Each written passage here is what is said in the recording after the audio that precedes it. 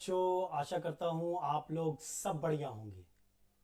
तो इस वीडियो में हम लोग आईसीसी हिस्ट्री सिविक्स 2023 के लिए कॉन्टेम्परेरी वर्ल्ड के जो इंपॉर्टेंट क्वेश्चंस है वो सब हम लोग चेक करेंगे। मैं क्वेश्चंस आपको दे दूंगा, आप देखना। आपको लगता है अगर कि ये सब क्वेश्चंस के आंसर आपको आते हैं तो उन सब क्वेश्चन को आपको कॉपी नहीं करना है, लेकिन जो दूसरे क्वेश्चन है आपको ऐसा लग रहा है कि ये क्वेश्चन का आंसर मुझे नहीं आता है, वो सब क्वेश्चन आपको कॉपी करना है। ठीक है, चलिए तो स्टार्ट करते हैं। नंबर 1, पहला क्वेश्चन है फर्स्ट वर्ल्ड वॉर से। Why is the war between 1914 and 1918 called the First World War? Okay, लिख लीजिए आप लोग। अगर ये क्वेश्चन आपका नहीं किया हुआ है तो प्लीज राइट इट। नेक्स्ट, ये बहुत ही इंपॉर्टेंट क्वेश्चन है। What was the immediate cause of the first world war? ये इंपॉर्टेंट क्वेश्चन है, ठीक है। चलो नेक्स्ट देखते हैं। एक्सप्लेन द सराजेवो क्राइसिस, ठीक है, ये भी इंपॉर्टेंट है। नेक्स्ट, ये तो सबसे इंपॉर्टेंट है। State the terms of treaty of Versailles, आने के चांसेस बहुत ज्यादा है, ठीक है। नेक्स्ट क्वेश्चन की तरफ चलते हैं हम लोग। How was Poland affected by the treaty? How was Poland affected by the treaty? फिर से मैं कह रहा हूं कि अगर आपको लगता है कि ये आंसर आपको आता है तो इसे कॉपी ना करें। जो क्वेश्चन आपको लगता है कि ये आपने नहीं किया है उसे आप sit with a copy and write it. Next question, what was done to demilitarize the Rhine valley? What was done to demilitarize the Rhine valley? ठीक है। नेक्स्ट, ये भी अच्छा क्वेश्चन है। ट्रीटी ऑफ वर्सलिस का जो भी क्वेश्चन है वो बहुत ही अच्छा क्वेश्चन है, ठीक है। Why was the Treaty of Versailles called a dictated peace? Why was the Treaty of Versailles called a dictated peace? चलिए नेक्स्ट की तरफ जाते हैं। What do you mean by competitive nationalism? Who was the ruler of Germany at that time? What do you mean by competitive nationalism? Who was the ruler of Germany at that time? चलो next question की तरफ बढ़ते हैं हम लोग। Name the two major countries, each of the two rival camps which clashed in 1914. इसका MCQ भी बन सकता है इस क्वेश्चन का, ठीक है। Next, why was there a conflict between Germany and France? Why was there a conflict between Germany and France? Next, ये भी अच्छा क्वेश्चन है। How did the formation of alliances led to the world war? देखिए मैं फिर से बोल रहा हूं, ये सब इंपॉर्टेंट क्वेश्चन है, ये इसमें से आने के बहुत ज्यादा चांसेस है, तो जो भी मुझे इंपॉर्टेंट क्वेश्चन लगा उसी का मैंने ये वीडियो बनाया है। चलो नेक्स्ट, व्हाट इज, ये भी अच्छा क्वेश्चन है। What is meant by imperialism? How did this became a cause of world war? What is meant by imperialism? How did this became a cause of world war? फिर से मैं बोल रहा हूं, क्वेश्चन आप लिख लो जो आपने नहीं किया है, और जो आपको आता है वो छोड़ दो। नेक्स्ट करते हैं हम लोग rise of dictatorship, fascism and Nazism पे। तो पहला क्वेश्चन हमारा डिफाइन फैसिज्म, ओके, बड़ा इजी है। नेक्स्ट, डिफाइन नाजिज्म, ठीक है, ये भी बड़ा ही इजी क्वेश्चन है। नेक्स्ट देख लेते हैं। अरे ये कैंसिल क्यों हो गया, ये ऐसे लाइन बन गया है। When and by whom were they initiated? They मतलब वही फैसिज्म और Nazism. When and by whom were they initiated? Okay. Next, state 3 similarity and 3 differences, ये अच्छा क्वेश्चन है, state 3 similarity and 3 differences between fascism and Nazism. ये question आने के chances है, या तो सिमिलैरिटी या तो डिफरेंस में आपको कुछ पूछ लेगा, ठीक है, याद रखिएगा। नाउ नेक्स्ट देखते हैं, what were the causes that led to the rise of dictatorial government? What were the causes that led to the rise of these dictatorial government? ठीक है, ये भी इंपॉर्टेंट क्वेश्चन है। Why was Italy dissatisfied after 1918? Why was Italy dissatisfied after 1918? अच्छा, अनिकेत ने लिखा है we have only causes and similarities. मैं एक बार चेक कर लूंगा, ठीक है, don't worry. Why was Italy dissatisfied after 1918? Next, what were the factors responsible for the rise of fascism in Italy? Next हमारा क्या है, what were the factors responsible for the rise of fascism in Italy?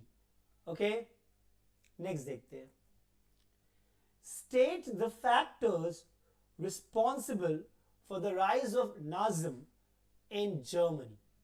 State the factors responsible for the rise of Nazism in Germany. Okay, चलो next question देख लेते हैं। अब हमारा second world war start हो गया। Okay, state in brief the immediate cause of world war 2। ये थोड़ा इंपॉर्टेंट है। Okay, state in brief the immediate cause of world war 2। Next, ये भी बड़ा इंपॉर्टेंट क्वेश्चन है। How was the treaty of Versailles responsible for the second world war?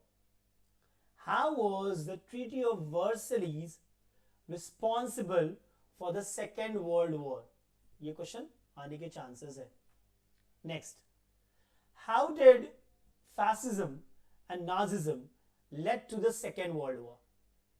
How did fascism and Nazism led to the Second World War? ठीक है, next देखते हैं। Mention any 2 consequences of the Second World War.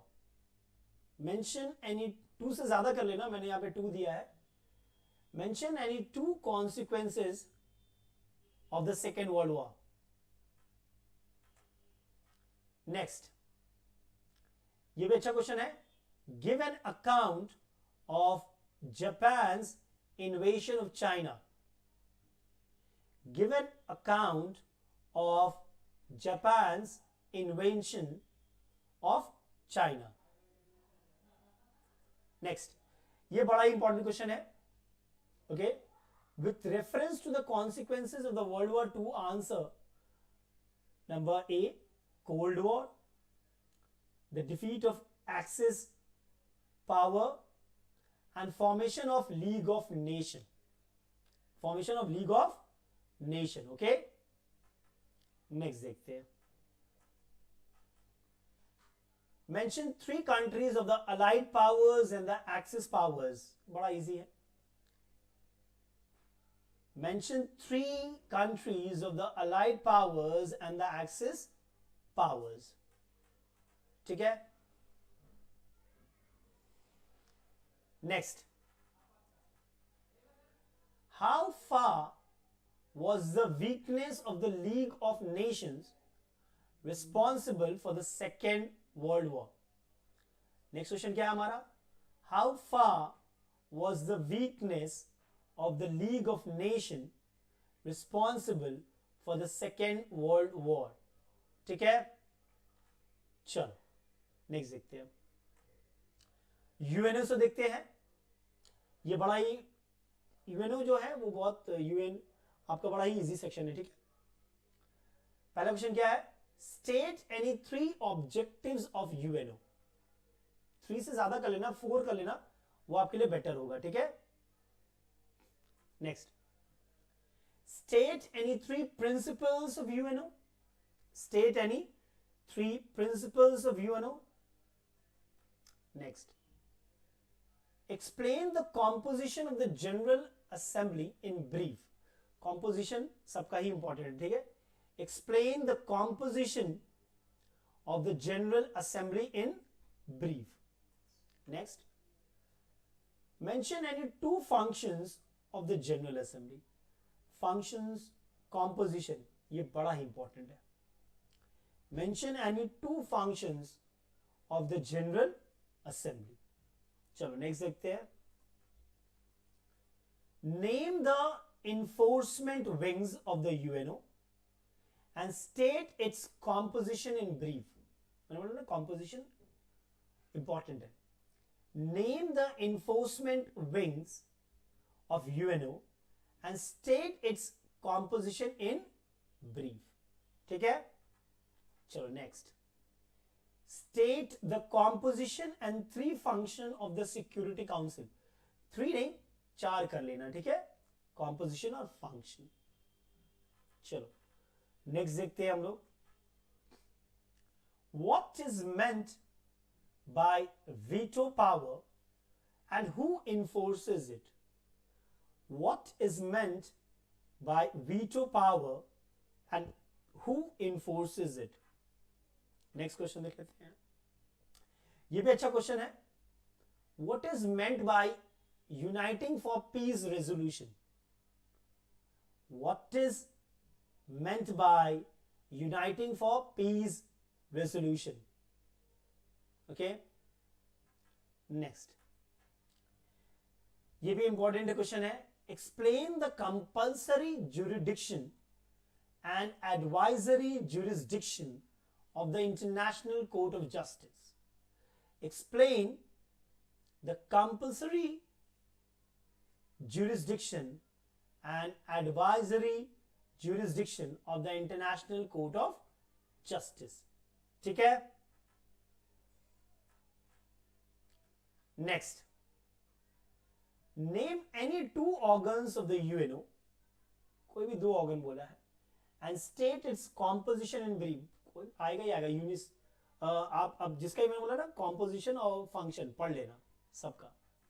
अच्छा, name the principal judicial organ of the UN. Name the principal judicial organ of the UN. ठीक है. चलो next.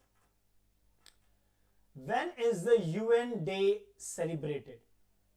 आप लोग पहले करो, खुद से कोशिश करो. नहीं होगा तो फिर हम देखते हैं किस किस का मैं आंसर दे सकता हूं. ठीक है. पहले हम लोग खुद से ट्राई करो. अभी 2-3 दिन है, ट्राई करो. ठीक है. When is the UN day celebrated? ये सब इजी क्वेश्चन है, आराम से आपको मिल जाएगा. Next, state 4 function of UNESCO and UNICEF. State 4 function of UNESCO and UNICEF. ये इंपॉर्टेंट है. Who are the main architect of non aligned movement? Who are the main architect of non aligned movement? चलो. State 4 objective. State 4 objective of non-aligned movement. State 4 objectives of non-aligned movement. मैं फिर से बोल रहा हूं, ये सब क्वेश्चन अगर आप कर लेते हो तो आपको एग्जाम में टेंशन लेने की बात नहीं है. आपका एग्जाम अच्छा जाएगा. ठीक है. State the meaning of non-aligned movement. State the meaning of non-aligned movement. चलो, तो ये हमारे इंपॉर्टेंट क्वेश्चंस थे फ्रॉम कॉन्टेम्परेरी वर्ल्ड. ठीक है. अराउंड 40 क्वेश्चंस है आई बिलीव. तो इन सब क्वेश्चंस को आप कर लो. जो क्वेश्चन आपको नहीं आता उसको भी उसको हटा के लिखो, उसको हटा के कॉपी में रखो, फिर उसका आंसर लिख के लर्न इट. ओके चलो, मैं एक बार 9 बजे फिर से ऑनलाइन आऊंगा आप लोगों के लिए to discuss the important question from Indian history. Till then, take care and be safe and stay blessed.